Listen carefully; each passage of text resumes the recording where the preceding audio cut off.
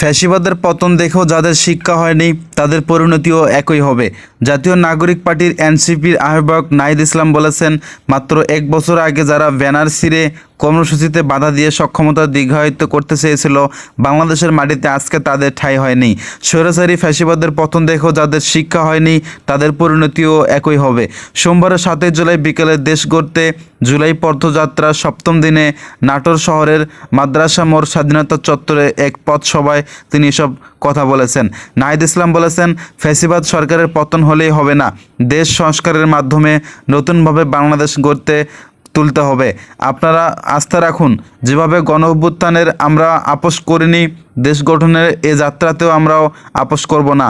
আপনাদের অধিকারের জন্য আমরা রাজপথে থাকব।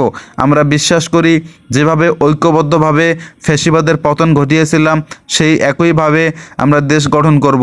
গণ অভ্যুত্থানের শহীদদের স্মরণ করে নাহিদ ইসলাম বলেছেন, গণ অভ্যুত্থানে আমরা ভাই বোন শহীদ হয়েছে, তাদের শহীদি মর্যাদা নিশ্চিত করতে হবে, তাদের সাংবিধানিক স্বীকৃতি থাকতে হবে। সেজন্য প্রয়োজন আমাদের জুলাই সনদ। যে সমস্ত মানুষ গণ অভ্যুত্থানের শহীদ হয়েছিল তাদের জুলাই সনদ ও স্বীকৃতি দিতে হবে। সেজন্য আমরা কোনো ধরনের টালবাহানা ও ষড়যন্ত্র মেনে নেব না। নাটোরের উন্নয়ন নিয়ে নাহিদ ইসলাম বলেছেন, আমরা এতদিন উন্নয়নের গল্প শুনেছি, নাটোরে এসে দেখি কিছুই নেই, কোনো ভালো কাজই নেই, গ্যাস নেই। নাটোরে আমরা শক্তিশালী নেতৃত্ব পেতে যাচ্ছি।